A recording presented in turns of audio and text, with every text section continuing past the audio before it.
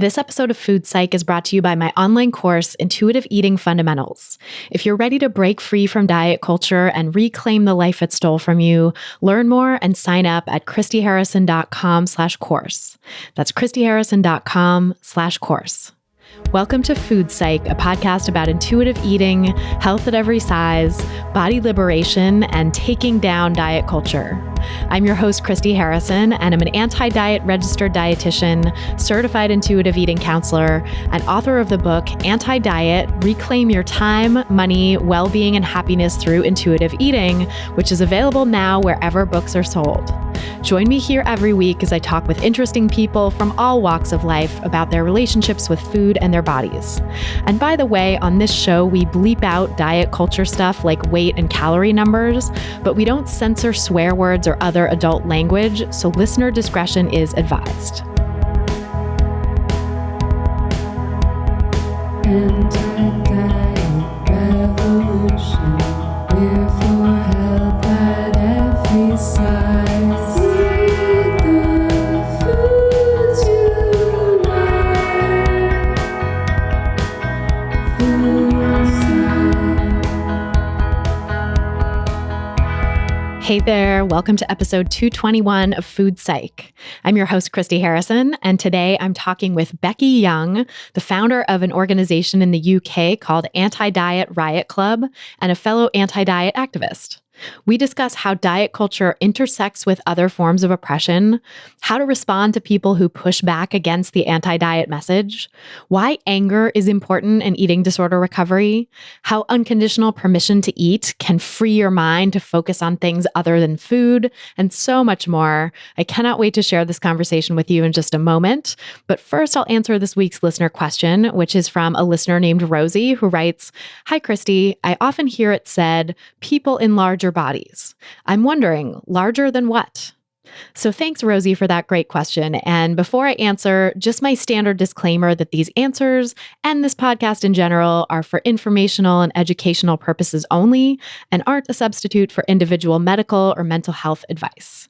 So I liked this question a lot. I thought this was a good question to answer now because we have a lot of new listeners joining us for the new year. So welcome if you're new to the podcast. And I think it's helpful to define terms like this when you first start out on the anti-diet path, when you first get into a podcast like this or read a book like mine. It's helpful to know what these terms mean. So first, I want to talk about the phrase people in larger bodies, and then I'm actually going to define another term that I think is going to be helpful for understanding kind of the full import of this phrase. So first, people in larger bodies. When those of us in the anti-diet movement use this phrase, we're really using it as a value-neutral way of saying that somebody's body is larger than the so-called normal range. I hate that term even, but the so-called normal range on the BMI chart, and that there's nothing morally or medically wrong with that. Right? So as I explain in the introduction to my book, the words quote unquote overweight and quote unquote obese, I only use them in quotation marks because they have a really troubling history that is born out of oppressive beliefs about body size. And these words really stigmatize people in larger bodies and treat body size like a disease, which is actually likely to be more harmful to people's health than their weight itself. And in fact, weight itself is not quote unquote bad for health the way we've been told in diet culture anyway. I talk about this all in a lot of depth in my book, Anti Diet, so definitely recommend checking that out for all that background. So instead of using those O words, instead of using those stigmatizing terms, I typically use the phrase people in larger bodies or higher weight people to emphasize the fact that body size is a neutral trait, the way we would say, people with brown hair or taller people or whatever, right? And also to highlight the fact that we're all just temporary inhabitants of these bodies that we use to move around the world, right? We might be in smaller bodies or larger ones, but we'd all cease to be here if it weren't for our bodies, if it weren't for the fact that we are in these bodies using them to move around. Now, many of my friends and colleagues in the anti-diet movement embrace the word fat as a neutral descriptor for their own body size. And you'll hear me use that term with them on this podcast when, my guests in the podcast or my sources in the book self-identify that way. And it's in the spirit of the fat acceptance movement and fat liberation that we use that term. Now, I don't generally use the term fat as a descriptor outside of that context, outside of talking with people who identify that way, only because I recognize that it can really stir up a lot of traumatic memories to hear a smaller bodied person like me labeling you with a word that might have been hurled your way as an epithet in the past, right? So if that's been an experience that you've had, and then you hear this smaller bodied dietitian throwing around the word fat, I think it can be, and I've heard from people who say that it is kind of jarring for them to hear that. And so that's why I don't use that term other than using it with people who self-identify that way. And while I truly believe that the word fat should not carry any stigma, and that the only reason it does is because of diet culture, I also know that not everyone is ready or willing to reclaim that term for themselves. And I don't want to alienate those people from my work. I don't want to alienate people who are not ready or willing to reclaim that term, but who still want to accept their larger bodies. Now, of course, the label larger bodied or higher weight can seem kind of subjective and hard to define, right? A writer I really admire who writes under the pseudonym Your Fat Friend defines it as people who wear plus size clothing. And that can be a helpful way to understand the line between, smaller or medium bodied and larger bodied, right? But of course, some folks at the higher end of the BMI spectrum, or people who wear plus sizes, don't necessarily read as being larger bodied, meaning that they have what's known as thin privilege, even if they are at a certain position on the BMI spectrum or they wear plus sizes. And so now I want to define and unpack that term a bit, thin privilege, because I think it can really help illuminate what people mean when they talk about the experience of living in a larger body. So thin privilege means that by virtue of being, or even just looking like you're below a certain size, you have greater access to resources and face less discrimination in society than people who are or who appear to be larger than that size, right? And so again, it is kind of arbitrary where that line is, but you can think of thin privilege as similar to any other kind of privilege in that way, right? For example, there's male privilege or white privilege or able-bodied privilege or any other kind of privilege, based on a group that is less oppressed in society versus a group that is more oppressed, right? Where some arbitrary characteristic of a person's body gives them greater access to all of the things that we all want and deserve, like freedom and respect and acceptance and basic human rights. So people in larger bodies, aka higher weight people, aka people who wear plus sizes, face really consistent and systemic oppression in this society. So it's not just body shaming by a few individual assholes, but an asshole culture that makes it difficult or impossible to find clothes that fit, to find spaces that fit, to find healthcare that's effective and non-discriminatory, to find equal access to employment, and all of the other basic human rights that we all deserve. So the term thin privilege is used to highlight this systemic disparity and to call out the fact that dignity and respect and equitable treatment should not be privileges reserved for smaller bodied folks at all, right? They should be universal rights afforded to everyone, no matter their size. And by the way, I just want to say here that having thin privilege does not mean that you've never had any body image issues, or that you've never struggled with disordered eating, or that you've never been bullied or shamed by individual assholes for your size. You can have thin privilege and also hate your body. And I know I was in that boat myself for many, many years. And having thin privilege doesn't even mean that you feel thin, right? And in fact, I'd wager that the vast majority of people in diet culture never feel thin, even those with thin privilege. As that writer, Your Fat Friend, put it in a recent essay, quote, "Thinness is always distant, unattainable, a punishing standard that few feel they can meet," end quote. I know it took me a while myself to get my head around the term thin privilege, because I always used to think thin was a word reserved for waif-like models, not for someone like me, even though I've always lived in a relatively small body and I've always actually had thin privilege. But the reality is, if you're someone who's able to go to the doctor without being told to lose weight for your health conditions, and if mainstream clothing stores carry your size pretty much across the board, and if you can fit fairly easily into airplane and theater seats and booths at restaurants, I'm not talking about being uncomfortable on air travel or in theater seats like a lot of us are because they're just not big enough for most people, right? But you can actually fit into the seats and you can fly without having to buy a second plane ticket. And if you've never had insults hurled at you about your weight while you walk down the street, then all of those things mean that you have thin privilege. Even if you don't think of yourself as thin, and even if you hate your body right now and wish it were smaller. And actually, the reason that so many of us have experienced hating our bodies and wishing they were smaller while also having thin privilege is diet culture, right? It's this fat phobic and food phobic system of beliefs that conditions all of us in Western culture to stigmatize larger bodies and to aspire to smaller ones. Diet culture is why both anti-fat stigma and thin privilege exist. And we really couldn't have thin privilege without fat phobia, right? They're two sides of the same coin, the diet culture coin.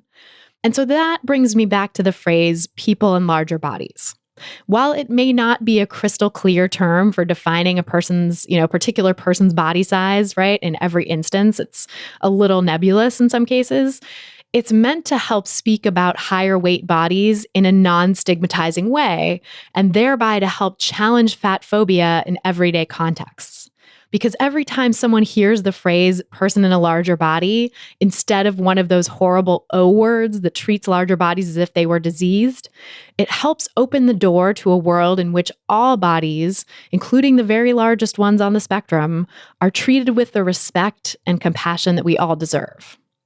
So I hope that helps answer your question, and I have lots more to say about why larger body size should not be pathologized in my book, which is called Anti Diet and which is available now at bookstores everywhere and at christyharrison.com/book.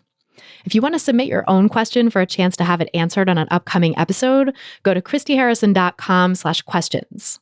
That's christyharrison.com/questions. And then if you want to ask me any question you want and have me answer it much more quickly than I can here, come check out my online course, Intuitive Eating Fundamentals.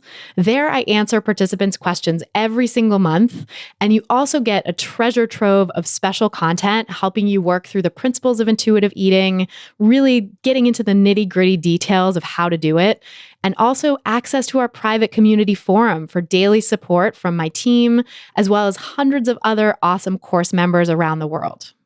If you're ready to break free from diet culture and reclaim the life it stole from you, you can learn more and sign up for the course at christyharrison.com/course. That's christyharrison.com/course.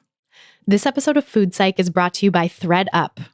If you're ready to replace the stuff in your closet that you don't wear anymore or that you've realized is just uncomfortable, you can do it with ThredUp. They make it so easy to sell clothes and get amazing pieces for a fraction of the price of new stuff. And if you've been listening to the podcast for a while, you know that one of my number one recommendations for people who are trying to break free from diet culture but feeling uncomfortable in their bodies is to buy comfortable clothes that fit the body you have now.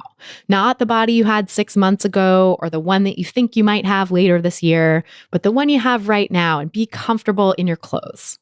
And ThredUp makes it stress-free and affordable to switch out your wardrobe. The selection is amazing. They're the world's largest online thrift store with up to 90% off of estimated retail, and they have lots of great brands, including plus-size and size-inclusive ones. Instead of spending hours scouring through racks at the thrift store, you can customize your search on ThredUp by your size, your style, and your budget, so you can find the best deals instantly. Plus, ThredUp gets new arrivals every minute, so there are always new finds coming in. I'm going to be doing some TV appearances and speaking gigs to promote my book in the coming weeks, so I actually used ThredUp to get some new stuff to wear, and I scored 5 great outfits that are new to me and really nice for less than $100.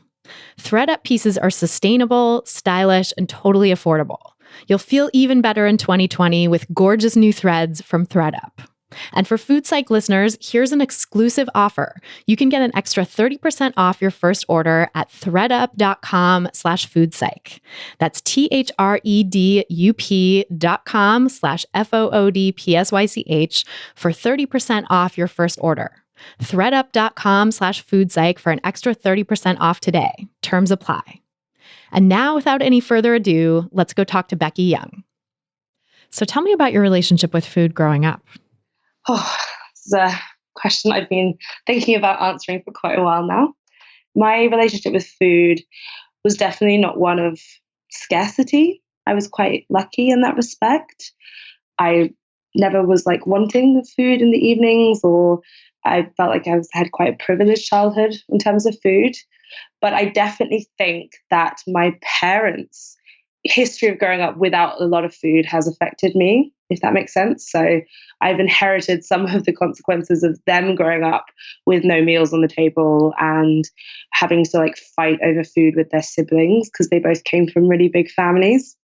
And like so many people on this podcast, and that I know, their insecurities around food and their bodies and their body image has obviously affected me. But when I was younger, food was such an important part of like family gatherings. My dad's family are Chinese Jamaican, so massive family dinners with loads of chicken and rice and gorgeous vegetables, but also a kind of very frantic approach to eating it. My dad always used to joke about that he grew up with four brothers and that they literally fought each other over the table to eat. And I know I don't know if whether this is something that I've picked up from my mum saying you're just like your father, but they definitely eat very quickly and messy. It's great. It's fun. It's like rice all over the face and definitely all over the table. But when I was growing up, I remember so distinctly my mum saying, God, you eat so quickly, just like your father, because they're separated. So I think that's like a common thing that happens when you're children of separated parents. They compare you to the other one. And on my mum's side, when I was with her, she was an amazing cook, but she cooked sort of like quite big, hearty British food in an aga, which is like do you know what an aga is? No. Sorry, I was just realized that this might not. So it's I guess it's a type of oven that is traditionally in farmhouses. So it's used to heat the house as well as be the oven. So it's got like 2 or 3 oven doors and like hobs on the top that are all heated from within. And so you can't really control the temperature. It's just always on. I feel like we have some different word for that. And I think it's like a hearth or something. I'm not sure, but there's some other way of saying that, I think, in American. And it's kind of like connected into the house, and it acts as a sort of central heating for a home, but it's kind of temperamental to cook with, and you have to cook in different timings, and you can't like choose the temperature, and it's really, really, really difficult to bake in. That's a tangent. Yeah, it makes sense though. If it's like basically always on a particular temperature, you can never. Exactly. It's impossible. And it is possible, but they've come up with all these like new cookbooks, like not new, they're old, but there's a whole different way of cooking. Anyway, so she mastered it, which was amazing, and cooked these incredible meals that really brought our disjointed step family, which had people living in other countries and coming back for holidays. And, I've got a family that's very interwoven in weird ways. And so bringing them together around these amazing meals was this really important memory of my childhood.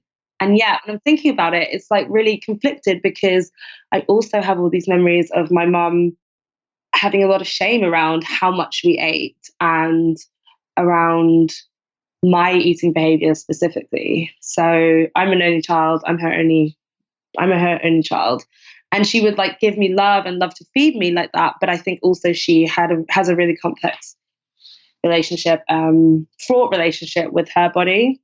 And so she kind of projected a lot of that onto me when I was eating a lot, or when I was eating quickly, or when I was being, she perceived as greedy. She also would not eat a lot. So she would cook these amazing meals and then not sit down to eat. And maybe because she was busy, I felt like she was busy preparing still, or like washing up, or keeping herself busy. But I also felt like she would not eat a lot. And this is something I've seen her since when I've left home. She doesn't eat a lot during the day, but then she would wake up in the night and eat loads of snacks. And she would always have snacks. So in the house. So I grew up in a house which had loads of guests coming over, which was amazing. And we always used to feed them with crisps and chocolate. And there was always Cokes in the pantry. And there was a kind of like an abundance of food, but I did feel shame around wanting to eat it when I got to a certain age. So I have this kind of conflicting memory of food and how it was for me in my childhood. And I don't blame that on my mum at all, because I think she was, it's not really her fault that she felt a lot of the ways that she did around food. And I try not to blame either of my mum or my dad, even though I've had lots of conversations with them now, which when we go back and like look at the language that was used around food and diets and bodies, and it has obviously had an impact. No, but I think, their own cultural issues with food or backgrounds with food sounds like influenced them a lot. And certainly with your mom, it sounds like diet culture really came into play as well. Yeah, I'm not sure where I don't know if she was big into dieting. I don't think she was, but I think she's incredibly body conscious. And for her, that's been a huge factor in like her relationships and her self-esteem. And I don't think she ever wanted me to feel like that way. And I have a different body shape to her. So my dad is Jamaican Chinese, and I have inherited his family shape. I've got big breasts and big hips and like very voluptuous. And I think that I had a lot of insecurity about that when I was a young teenager, because I developed really quickly. I was the first one to have a bra, and I was the first one to get my period. It was all just a lot and too soon for my age, I felt. And all my friends were very skinny naturally. And that's just the way they were until they got to, 18, 19, 20. Whereas I developed and became really curvy and voluptuous when I was super young. And so when she saw me in pain about that, she wanted to fix it. And the solution in her mind was like going onto Weight Watchers. She wanted to help me, but that was like how she felt like she could. Did she put you on Weight Watchers then, or did she take you with her? Or she didn't put me on Weight Watchers. My sister moved back from Colorado where she was living, and my sister also was quite curvy and like voluptuous for a 16-year-old, and she felt that she was quotation marks overweight at the time. So we both were like, I guess my mum must have suggested it. And we both went on it together, but we didn't go to the meetings. I probably think we were too young, but who knows? I think Weight Watchers advertise to all ages now. But at that time, we didn't go to meetings. It wasn't until later in my life that I started actually going to slimming meetings. My mum's friend who was on Weight Watchers used to come over, got us the books, and used to come over every week and weigh us and do the points and all that stuff. So wow, you had like a DIY Weight Watchers meeting at home. Yeah, homegrown. And I was 13 or 14 then. So yeah, I learned early on like how to make myself weigh less at those kind of things, even though it was just for my mom's friend. And I remember so much. I've always loved biscuits. Yeah, this is like something that we'll talk about now, is like my weird relationship. Not weird at all. It's just because I was on so many diets, I had this obsession with biscuits, and it developed at that first time going on Weight Watchers, because I wouldn't allow myself any nice biscuits, but I would allow myself the rich. Do you have rich teas in the States? I don't think so. It might be a different brand here. I don't know. They're like really, really plain, bland, cream colored, flat, round things that you dunk in tea. Yes. We have those. I forget what they're called here, but yeah, they're kind of cool. They're a bit sugary, but they were very plain. And I could have those because they were a certain amount of points or whatever. And I was never even that much of a dessert pudding kind of person, but not being able to have any snacks that I liked meant that I like put all of my investment into these really crappy plain biscuits and ate my weight's worth in them anyway. And then, I was thinking about it yesterday about how I still now have problems buying whole packets of biscuits. And I have to allow myself to buy them in this like really conscious way. Cause I'm like, I don't want to hold myself back from this. I'm not going to eat everything like how I used to, but it's still a thought process in my head.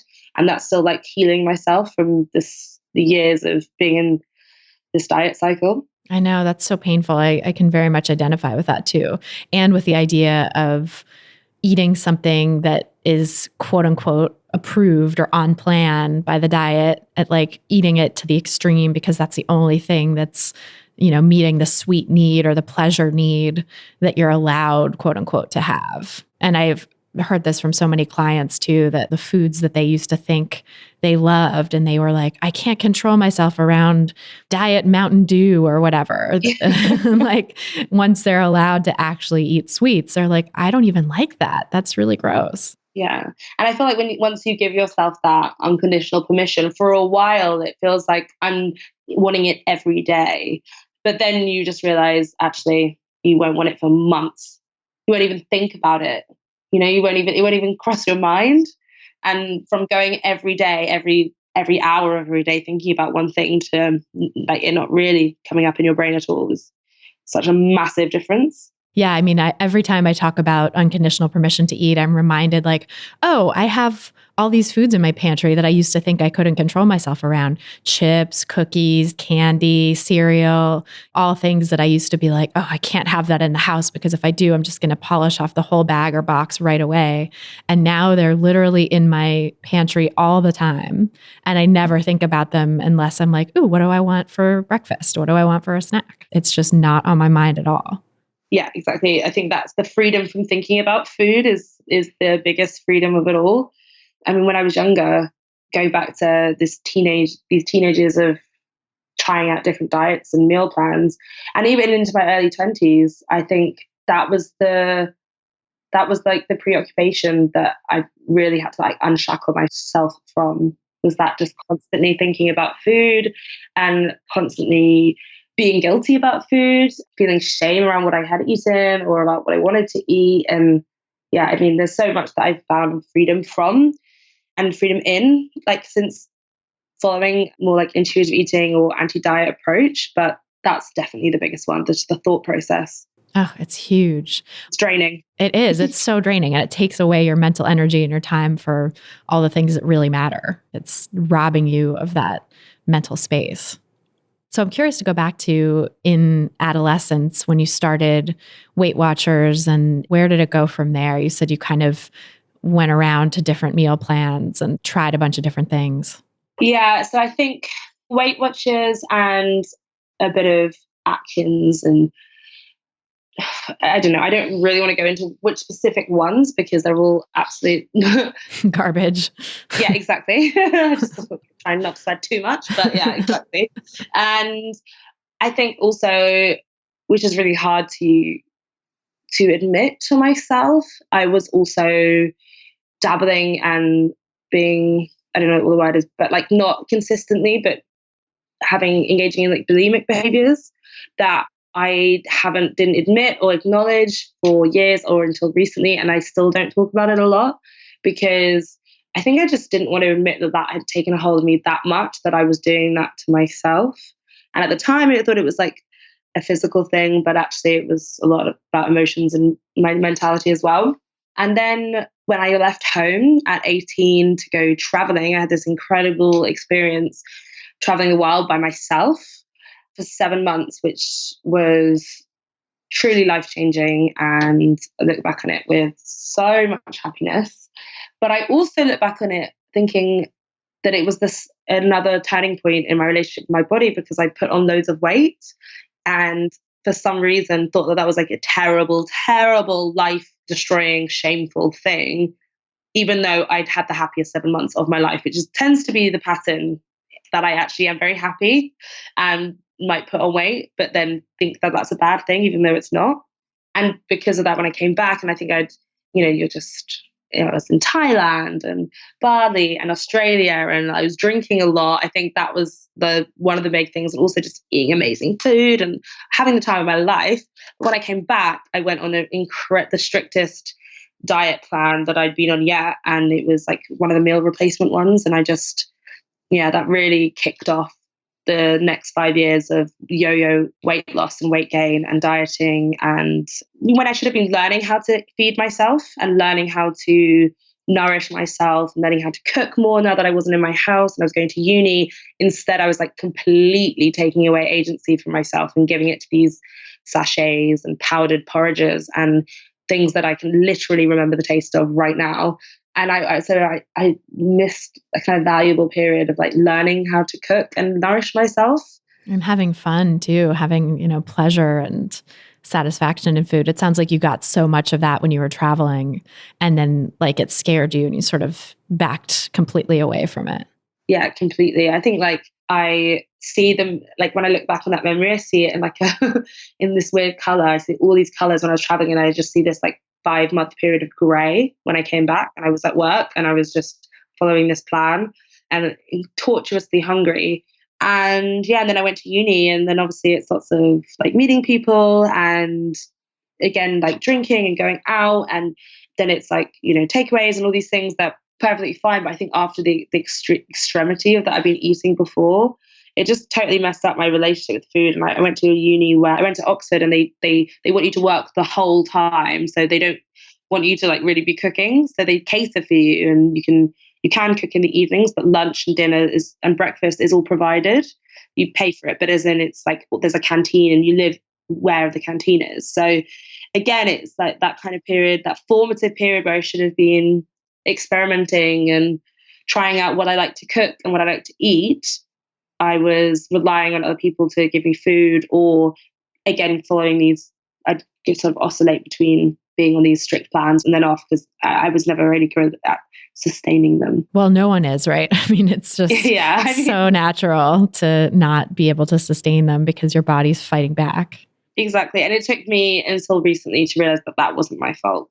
I mean, diet culture does a great job of making us feel like it's our fault, right? It makes us feel like, oh, this plan is just great. And if you do it like the way we say, then you'll lose weight and everything will be great and move on with your life and just quote unquote maintain. But the problem is that it doesn't work like that. It's not actually designed to work like that. And I think diet companies know that too. It's not a secret that long-term weight loss really isn't possible except for a tiny fraction of the population. I think they like know it because of the spikes. They know that people return every year. They rely on people's return custom. They enjoy the spikes that you get in January and just before summer, and that's how their business survives. But I think also they delude themselves into thinking, like most of the world, that, because there are these few success stories, even if they don't last longer than 2 years or whatever, that somehow they still do work. Right. I think that it's such a collective belief that it works, that weight loss is possible for most people, because it's possible for some, it's possible for most people. It's like those urban myths. It's like, oh, this person married this person because they met in this place, and that everyone believes that that's possible, even though it's the exception, not the rule. No, that's so true. You're right that I think a lot of diet companies and people in the, especially like sort of individuals who are out there as proponents of a certain plan or whatever, think that it's real, think that if it works for me, it must work for everyone, or if it worked for these few people, then it's possible. But the conclusion of like, the only reason it's not is because it's your fault, because you lack quote unquote willpower. Like that part, I think, is such an insidious reading of that, instead of, oh, it's quote unquote possible for people to be quote unquote successful. I'm saying quote unquote a million times now. To be these unicorns who lose weight and keep it off long term. And it's not possible for, 98% of everyone else, right? And so what's the difference there? Instead of saying, oh, the difference is that tiny percentage of the population, their bodies and brains maybe lack the mechanisms that fight back against weight loss long term. And maybe these are people who are struggling with anorexia. The interpretation is, no, it's just that those people try harder and those people do it right, quote unquote. And like everyone else is not trying hard enough, which is just really a fundamental misreading, I think, of people's motivations. I mean, I know for myself and everyone I've seen who has been a chronic dieter, especially people in very large bodies, they try so goddamn hard. So hard. The struggle. So much struggle. And there's no lack of effort there. There's no laziness there. These are people who are incredibly conscientious and effortful and thoughtful and like on top of things in every aspect of their lives, including this. And they're literally at war with their bodies. So it's like such a huge uphill battle. It's remarkable that so many people put themselves through this and don't recognize how much of a fight they're in. And think that it's their fault. And also I think it's really reflective, or it's a bit of an analogy for how we treat people generally, like in a kind of capitalist framework or individualistic framework. We think that everyone's capable of something, and then we blame the people who don't do it. We blame the people that don't make it, don't fulfill our expectations. we assign the individual as this like person that just acts in like a almost like a vacuum. They can do whatever they want if they just try hard enough. That's the rhetoric, right? It's the whole like American dream. It's the white people who come from maybe like working class backgrounds and they make money. They then say, well, if I did it, then anyone can. And it's so poisonous because it just doesn't take into account all of the context, all of the other factors in someone's life. And yeah, diet culture is just such a reflection of the wider society and how sort of fucked up it is. Totally. And how like people don't have an awareness of their own privilege. Because I see that so often too. The people who come from a working class background and say, well, if I can make it, I've made it to this echelon of income or whatever. I've made it to a place where I'm financially really comfortable. And if I can do that, anyone can. Not acknowledging all their privileges. And I feel like it's often a white, cisgender, heterosexual male who says those things, you know, able-bodied, oftentimes smaller bodied, et cetera, et cetera. That's so true. Like, even though they might come from like an incredibly low income background, they still have all these other privileges they're not recognizing that get them one step up that ladder. Yeah, exactly. And like those privileges matter. That's Yeah. a large part of why they were able to quote unquote pull themselves up by their bootstraps. It wasn't really them. It was the bootstraps are like magic, you know, because they're handed to them by society. Yeah. Also, what's with our like obsession with comparing our paths with everyone? Like being like, well, if we come from the same place, or we have the same types of bodies, or we grew up in the same way, and I've made it to this point, so therefore you should too. It just, I don't like this narrative that we tell ourselves. It's really annoying. Yeah, it's totally frustrating because it is that comparison thing and not acknowledging that everybody is different and everybody's backgrounds are different and people have different privileges and oppressions that they face that might change the course of their lives. Mm-hmm. So I mean, there's so much there, but I want to get back to your story and sort of how things unfolded for you in college and beyond. It sounds like you were really kind of back and forth between like restrictive dieting and free for all, allowing yourself to eat what you wanted at the canteen, but then feeling bad about it and ashamed.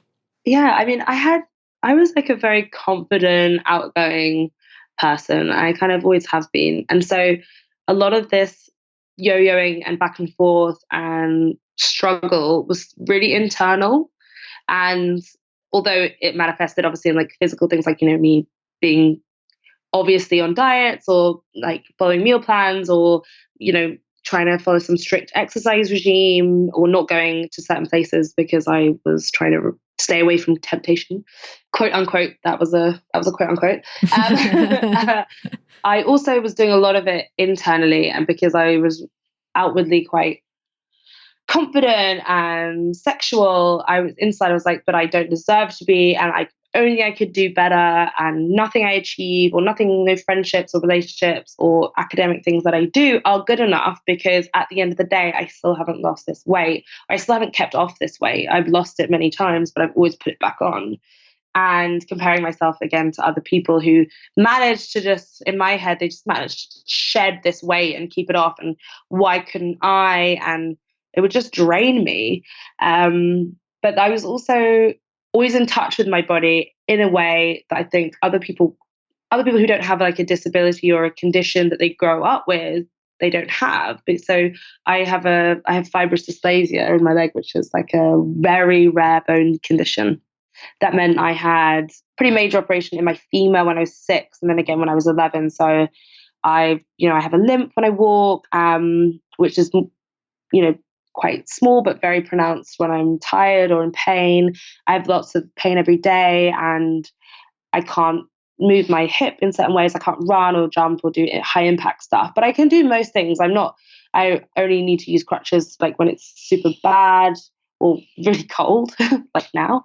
And it didn't stop me from doing a lot of things, but it made me definitely have a complex relationship with exercise, because I wanted to take part in it. I liked moving my body. I used to love to dance. I used to dance every day and go to dance classes every week until I got into like sex and boys and things. And then I stopped doing all my extracurricular things. But I used to really enjoying moving in that way. And then when it got to uni, I thought I loved and got really into like going to the gym and stuff and doing all those YouTube. But that was, I'm 20 and 30 now. So it was sort of when YouTube exercise videos were blowing up. Yeah, I was like obsessively following those, but I would always do myself real damage. So I had to learn quite quickly in my early 20s how to care for my body and not push myself to these massive extremes. I think until I was sort of 24, I kept doing this thing where I was like trying to lose weight. And so I would go to the gym loads in a week or for a period of time and then injure myself essentially from doing things that I wasn't strong enough to do in my leg. But I felt like I needed to follow what this person was doing in the YouTube video that's what exercise looked like, and ending up walking around in crutches and not being able to work out for a while and then not moving my body at all because I was so thinking movement's only for losing weight, essentially. Mm-hmm. And any attempt at it is just like pointless. And that took a lot of harsh realizations, of lots of pain to realize that I needed to fix how I saw exercise and movement. But yeah, I think having a scar, having the limp, always made me more conscious of my body growing up, being like developed quickly, etc. And I was just trying to fit in, like everyone is. I was just trying to be like all the bodies around me. I didn't have a lot of fat role models or curvy role models back then, and I grew up in the 90s, and my mum was really slim. And yeah, I was just trying to blend in, assimilate. Oh, of course. I mean, that's so painful, like literally painful to think about how you pushed yourself to exercise in a way that was not good for your body and not compatible with your abilities. And yet you thought that this was the only way. Because I think that is what diet culture pushes on us. It's like, you have to do this way in order to be losing weight, in order to be quote unquote healthy, in order to be good at whatever the activity is, rather than giving modifications and sort of taking into account people's different abilities within the context of the class. I think it's another way in which ableism is just built into our society. Yeah. No pain, no gain, right? Mm-hmm. That's actually a thing that is exactly what we used to tell ourselves. And like, obviously an element of movement, if you're doing certain types of movement, will come with aches, but to like push through pain is really not listening to your body. I was quite good at requiring instructors to modify things for me because I've always had this disability. So I wasn't able to do certain movements in exercise classes, and I couldn't even stand on one leg for a lot of time, and sometimes I still can't. So there are certain things that I knew I couldn't do, and I grew a kind of confidence in being able to express that. But still, part of me wanted to fit in, and still I would push through certain things, and I would still, on my own as well, try and move my bodies in ways, try and fit my bodies into this, like doing squats. I love weightlifting. I actually really love using weights in the gym and stuff, but I had just got into it, and I was really trying to push myself and be like all the other bros and gym bunnies. And it really messed with my hip. Obviously, if you're doing a squat and your hips are imbalanced, you've got one leg shorter than the other, you're gonna mess yourself up if you're going down. Yeah. Yeah, it wasn't good. Was that part of like the pain that you were experiencing from that? Did that ever sort of alert you to the fact that maybe you shouldn't be exercising in this way, that it was maybe too intense or extreme for you? Yeah, so twice I went to the hospital. My doctor said that I shouldn't. It was hard because often you'd go to the doctors, and I think a lot of people with like bone conditions or disabilities might relate to this, and potentially people with bigger bodies as well. You go to the doctors and you're asked about, you're kind of quizzed about like your movement and your exercise and what you're doing, and so you feel a kind of pressure to be doing stuff. And I definitely did, because I feel I need to keep my legs strong. So part of my operations, they did cut through a lot of the muscle. And after surgery, restoring that muscle is really important, especially when it's like in your glutes and your leg. So I was doing physio from the age of 6, really, and regularly. But I wasn't good at keeping it up daily. And so I felt a lot of pressure when I went to the hospital to be doing more movement. But then I went back twice and they were like, well, I feel like you're actually doing the wrong types of movement. You're probably doing too much. You need to not go back. You need to not exercise apart from swimming while you let your leg rest, take your weight off, use crutches, blah, blah, blah. And then by the time that's over, then it's really hard to get back into movement and seeing it as anything but losing weight. So yeah, it definitely did shook me a little bit. But I didn't put it together with my dieting, with diet culture until much later on. I didn't realize that I was hurting myself because I wanted to lose weight until a couple of years ago. Yeah. So how did you start to come out of that? How did you start to wake up to the fact that dieting was hurting you and that eventually movement was hurting you too? I think the kind of turning point was around 3.5 years ago when I was traveling with my now ex-boyfriend and we were in Mexico. We just sort of started the beginning of a trip and I got tagged in a picture of myself a year before when I had been in India for like 6 weeks and I had lost loads of weight and I was really what I saw as like skinny and I hadn't realized at the time it was kind of because I probably just had dysentery. I was probably just really unwell in India, but like it was not intentional at all. It's just one of those things that happens.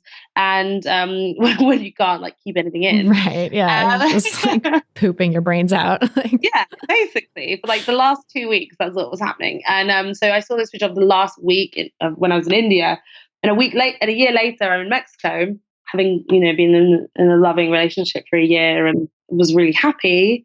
But I saw this photo and it just totally triggered this mad spiral of self-pity and self-flagellation and really hating on myself. I was like, for failing once again. That's how I saw it. I was like, oh my God, Becky, you lost all that weight and you fucked it up. Like, how could you? Like, you're the only person in the world that could like lose that much weight and be at that amazing at that time when you never think you're at your weight, the ideal weight. You just never do.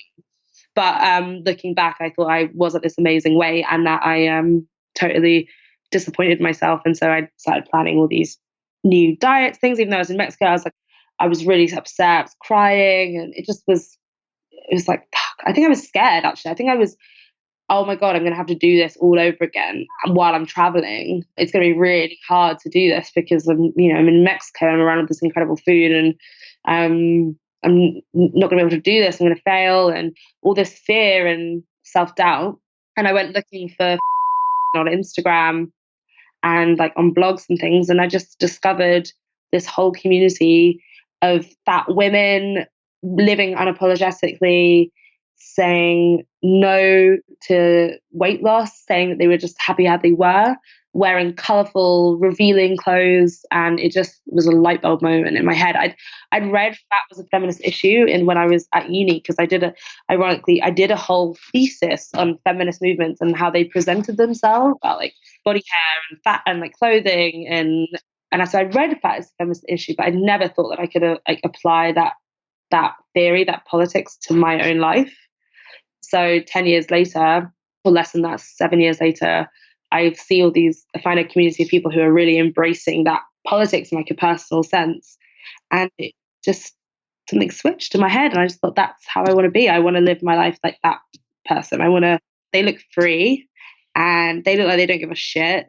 And they look really unburdened because of it. And I feel like that's actually how I should be living. Actually, I'm actually a very free and happy and outgoing and energetic person. Why I think I'm actually dimming my light by trying to shrink myself. And maybe I've got more to give, or maybe it doesn't matter. Maybe it's not as important. And then that was just the start of like researching and reading more into it and finding out about the biology and the science behind why diets fail and why my preoccupation with food and my mental health had suffered because of it. And you're just constantly finding out new things that just reaffirm a feeling that I had. Finding your podcast was at the very beginning of this journey because I was looking for, I think you're looking for evidence and people to sort of support in a kind of, you really want like science. You want sciencey people to say things to you to tell you that it's okay. You really like look at like the people with the qualifications. Hmm. And so I sort of was seeking that out at the beginning. And yeah, it was just this whole journey. And it still is. I'm still learning so much every day about my own relationship to food, but also like as a society, how messed up it is. Yeah, I mean, that sociological piece is huge too. That was a similar trajectory for me, actually. It was learning about, first of all, kind of personally deciding to stop dieting and like learning intuitive eating for myself, but then learning the facts about health at every size and intuitive eating, learning the science, and then learning about the sociology, like learning about where this comes from. I feel like it was just pulling this thread of like, okay, but why? Okay, but why? Like, why are we here? How did we get here? Why do we have all this information about weight loss that's so biased and not true, coming out of the mainstream thinking and scientific research? And just pulling that thread was just, and continues to be, so fascinating and fulfilling to me that like there's just more and more to know about it, and infuriating too, because when you really get into it and as to like why we're here, you realize that it's because of racism and patriarchy and ableism and all of the stuff, like all of the oppressive bullshit, basically. Yeah, but the anger is super useful. So Mhm. I think that without being angry at like these oppressive structures, I wouldn't be able to remember why it's personally important for me to rebel against them for my own personal, like, development and for everyone else. And I think that's a big part of when I talk to other people about how to maybe change their relationship with their bodies. For me, it does start with the like getting angry at society for making you feel this way, and knowing that it's not your fault, and that it's like very common for people to feel like this. So like finding a community on Instagram, like finding people who were talking about these things that were going on in my head, and then realizing that this was part of a wider, not conspiracy, but structural phenomenon, and then being angry at that was came before me like finding out about like what intuitive eating was, and like how to incorporate that into my life, because I think for me it was more about like healing the body image stuff, the shame, that kind of freeing myself from feeling so bad about my body. And that is the underlying thing for so many people, I think, because we wouldn't eat in a way that's disordered, and we would never go on a diet if it weren't for the body shame in the first place, right? It's the driving force. Exactly. And that anger piece is so useful. I really am glad you brought that up, because I mean, I think too that that's an ingredient in healing that is essential. I think you can't really fully heal from diet culture and these oppressive forces that act on us if you don't get angry at them, because anger is a way of distancing yourself from those forces and saying like, I see you acting on me and I reject it. Yeah, totally. I was reading something recently about like outrage and the kind of phenomenon of outrage on social media and things. And I think it's different to feeling angry against the structure, because you can feel anger that doesn't like weigh you down. You can feel an anger at racism and at sexism and ableism and colonialism that is saddening and infuriating. And yeah, it feels really, it's a lot. It's a lot of emotion. Hopefully, you're angry because you understand how it works. And by understanding how it works, you can really be like, okay, I'm angry. And yes, it's infuriating, but it doesn't have to have this huge impact on me. It doesn't have to like drain me down like some anger does. You don't want to like hold on to anger for someone else because it's going to hurt yourself. But I think it can be really productive in the sense to understand something and there to be angry, and then and to also keep relearning how it works. You can't just have a fixed idea of like how diet culture operates and then be angry at that and only that. You kind of have to still be a bit flexible.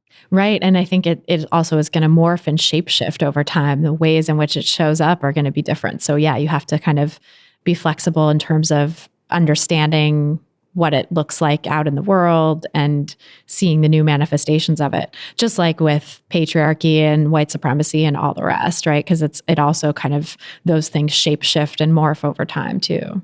And I think like my relationship with anger against all of these things changes as I age, and I feel more compassion towards like the people who have maybe propagated it in my life, but who are also victims of those structures. Whereas I would use that anger and use it against them, maybe in arguments or debates, or against your parents or whoever. And I do feel like I'm definitely way less angry about certain things than I was when I was like 18 to 21, when I was really immersed in loads of feminist theory. And God, if it came up at the dinner table, I was going to lose my shit.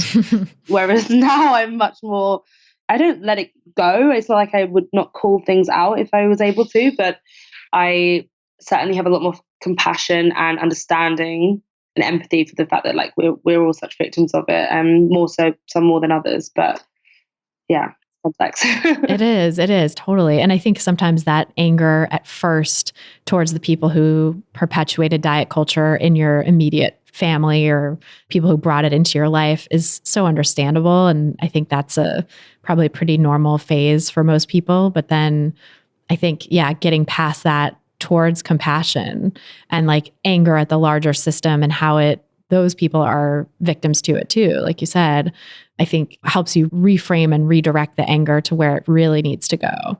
That's not to say that if someone has like an abusive person in their life who is constantly shaming them about their weight or their body, that's okay, because it's not. Oh, yeah. That needs to change too. That's where like setting boundaries comes into play. But in terms of like the people who are well-meaning in your life who just happen to perpetuate diet culture on you and aren't actively abusing you anymore, I think that's where that compassion really is important. Yeah, and those conversations are always going to be difficult.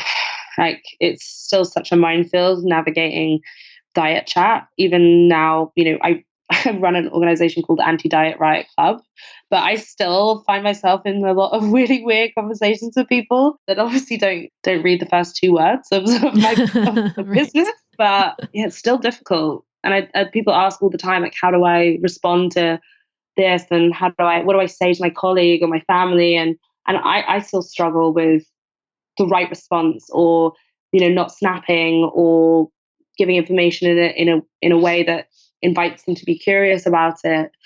It's hard. It is really hard. Yeah. What have you found useful with that? What are some of your strategies for responding to people in those ways? What I would say to other people is to check in with yourself and try and see how you feel, like how much energy you have to approach the subject, because it can be really useful to say to someone, did you know that the majority of diets don't work, and that they fail and you end up putting the weight back on or more, and they lead to this preoccupation with food in this kind of like, did you know way, if you're able to reel off that information, because they might not know. And if you have the energy, then you can start a conversation. But often this is not the first time that's happened around you, and you feel like drained, and I often do. And so I often have to be like, I don't want to speak about diets because of my relationship with extreme dieting and disordered eating, and how about my relationship with that if they are a close friend, and so I'd rather not speak about it. Then it's like, to the sassy of like, this is the most boring conversation, do we not have something more interesting to talk about? I'm more than my body, I'm more than my weight loss. Is that all you value in me?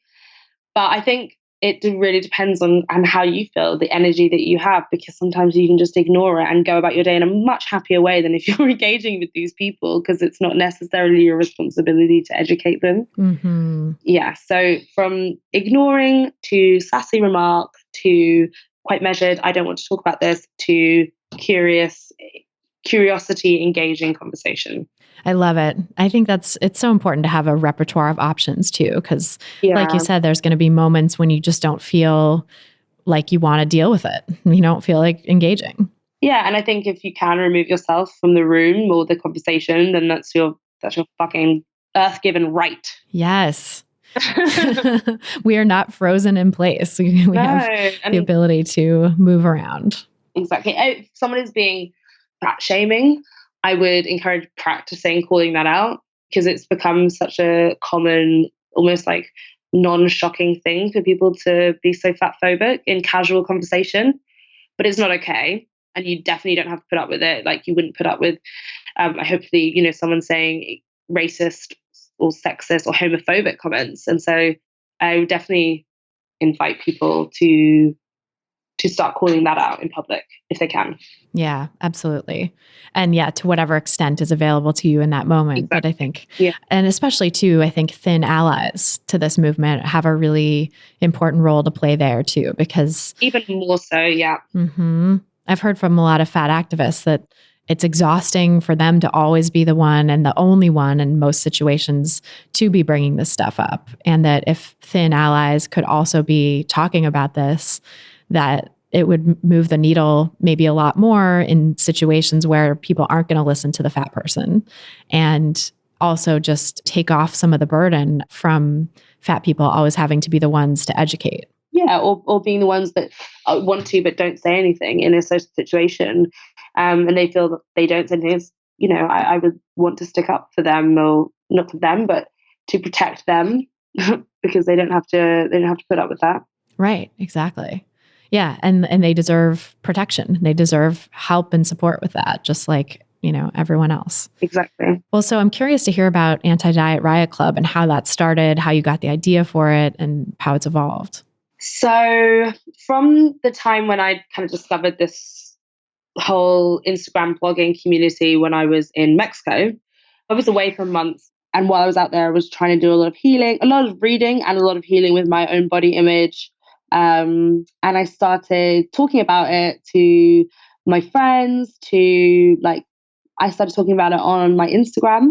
So just obviously you're posting a lot of photos of you on holiday and it's in your bikini. And I kind of started being talking about the internal stuff that was going on with posting this, and how I was trying to embrace my body. Who cares about roles, and who cares that I have this massive scar or cellulite, and trying to experiment with this way of talking about my body and talking about it publicly. And I started getting all these messages from friends, old friends, close friends, or people that I knew, just being like, wow, I didn't realize that you felt this way. And obviously I knew that you were dieting a lot, but it's really brave to talk about it, and, really, really impressed. And I feel that way too. And I thought it was cool because a lot of this goes unsaid, even amongst your closest and oldest friends.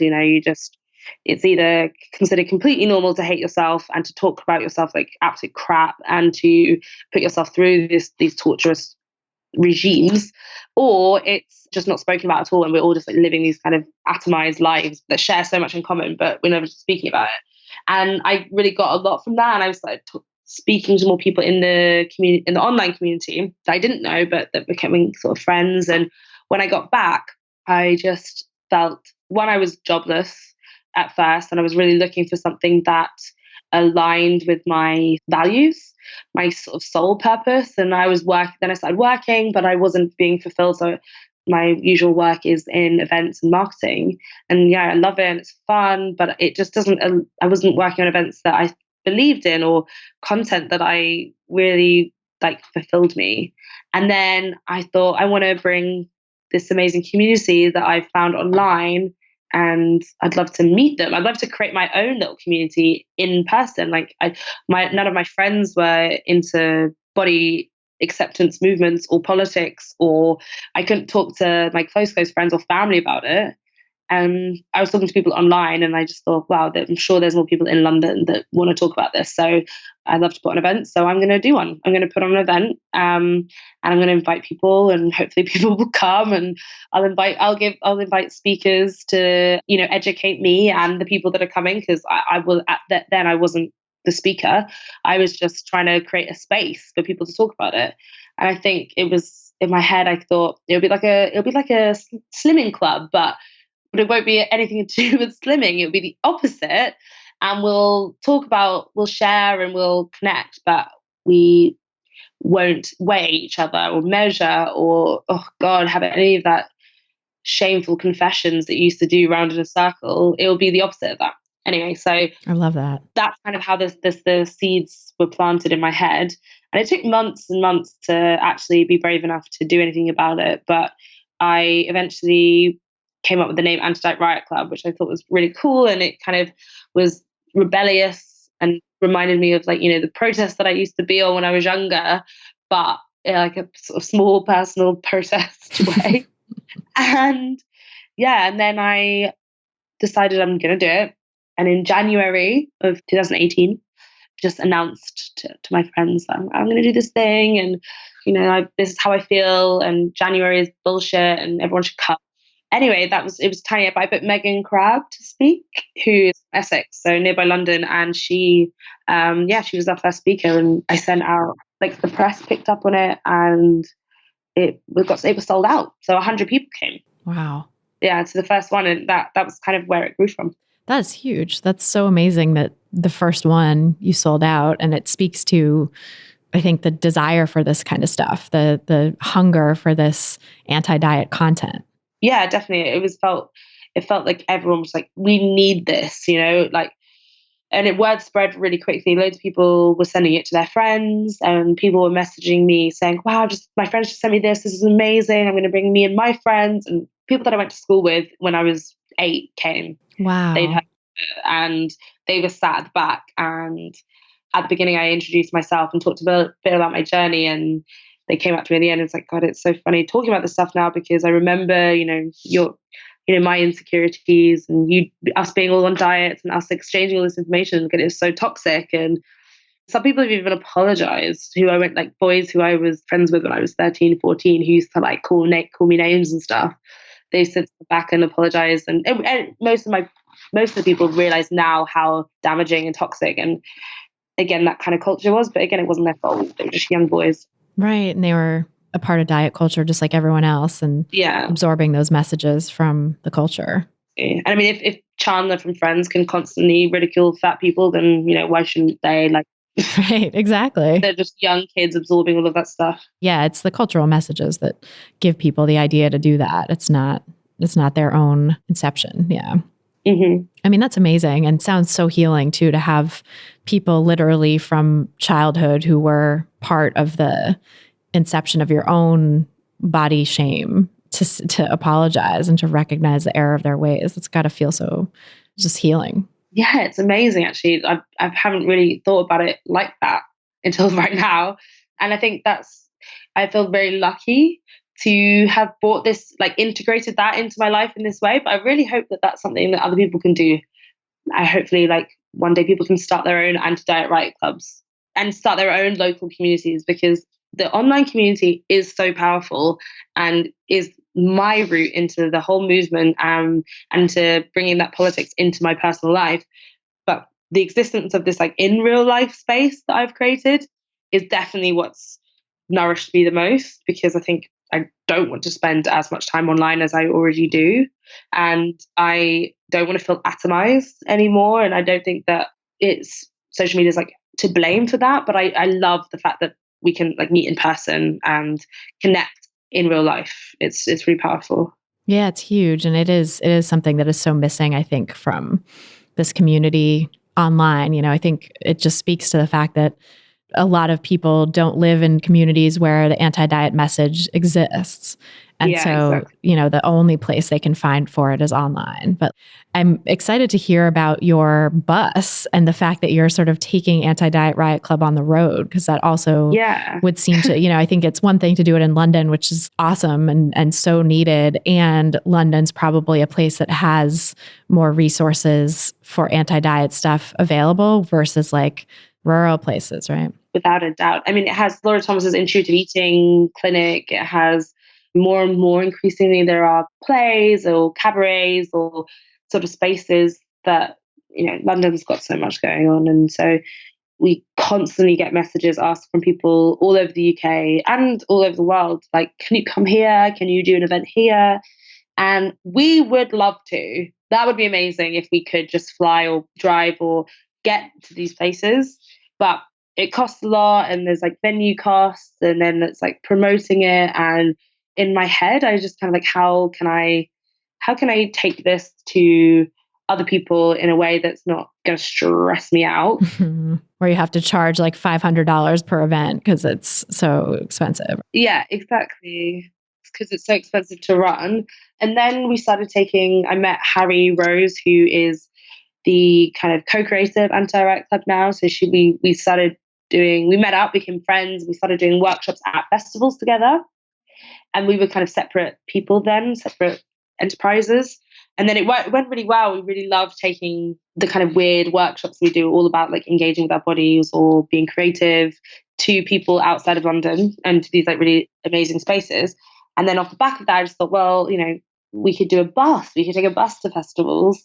And then I thought, actually, we should take the bus all around the UK. The great thing about a bus, it's a roaming event space. We can take out all the seats. We can do workshops on the bus. We can do talks from the bus, and it can be like a hub of information. We can have a body positive library and book clubs, and we can do plus size clothing swaps. And yeah, and so I came up with the idea, and then we started a crowdfunded campaign. So this 6-week campaign to raise a hell of a lot of money, £15,000, to build this ridiculous bus idea that I had, and we did it. And so now we are building it. So we completed the campaign in July, but we never wanted to start the tour until 2020. So it's going to start on International Women's Day in March the 8th next year. We've got the bus now. We're just buying the bus, this big old white Mercedes sort of passenger bus.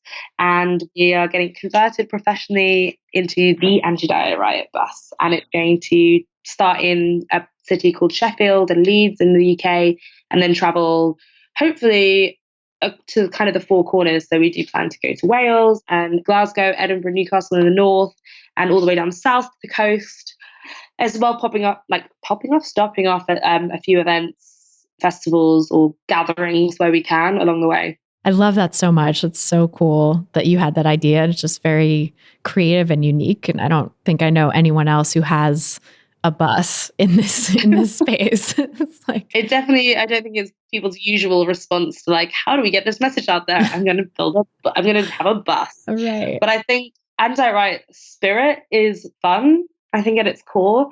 Although it talks about really serious topics and it's about community and sharing and that support for each other, it's also a bit riotous and sort of irreverent and fun. I just want it to be fun. I want people to feel like inspired. Like I want people to feel how I felt when I saw those people on Instagram living their best lives and living like colorfully, and like, yes, that's what I want. I want to be part of that train, but it's a bus. I want to jump on that bus. Maybe one day a train also, if it's big enough. A train, yeah.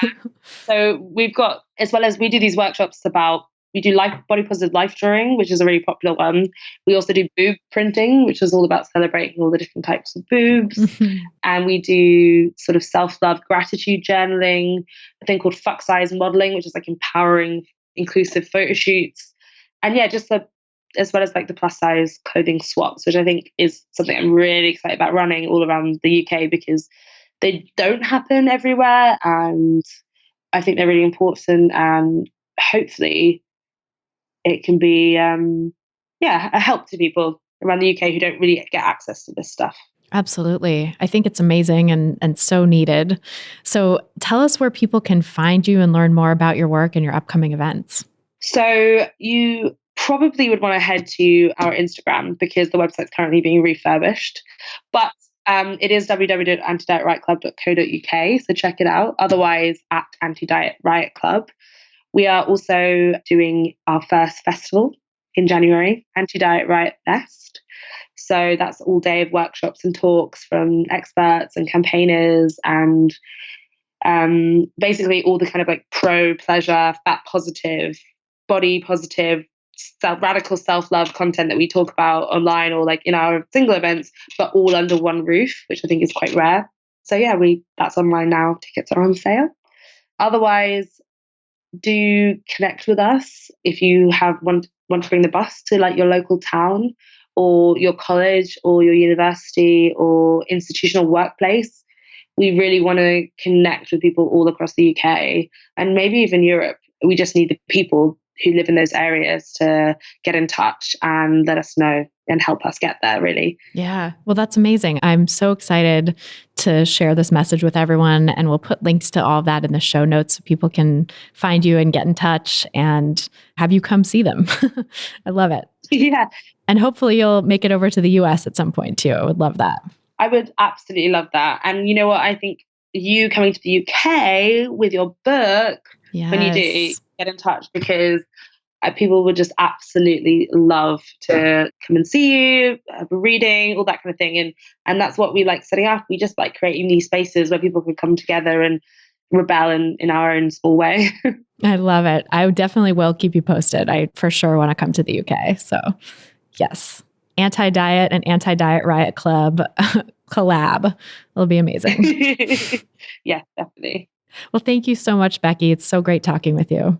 Thank you so much. It's been such an honor. I'm really pleased and stoked to be involved. So that's our show. Thanks again so much to Becky Young for joining me on this episode, and thanks to you for listening. If you've gotten something out of this podcast, please help us reach more people who need to hear the anti-diet message, because who doesn't this time of year especially, by sharing this episode and subscribing to the pod on Apple Podcasts or your favorite podcast platform. You can see all the places to subscribe at christyharrison.com/subscribe. That's christyharrison.com/subscribe. If you're looking for some practical tips to help you get started on the anti-diet path, grab my free audio guide, 7 Simple Strategies for Finding Peace and Freedom with Food. Just go to christyharrison.com/strategies to get it. That's christyharrison.com/strategies. To get full show notes from this episode, including all the resources we discussed, plus a full transcript, head over to christyharrison.com/221. That's christyharrison.com/221. And to get the transcript, just scroll down to the bottom of the page and enter your email address. This episode was brought to you by ThredUp. Shopping for sustainable, affordable, and adorable new clothes in the new year is a whole lot easier with ThredUp. Get an exclusive offer of an extra 30% off your first order when you go to thredup.com/foodpsych. That's thredup.com/FOODPSYCH for 30% off your first order today. Terms apply. A big thanks, as always, to our editor and sound engineer, Mike Lalonde, our community and content associate, Vinci Chue, and our administrative assistant, Julianne Watasek, for helping me out with all the moving parts that go into producing this show every week. Our album art was photographed by Abby Moore Photography and designed by Meredith Noble, and our theme song was written and performed by Carolyn Pennypacker Riggs. Thanks again for listening, and until next time, stay psyched.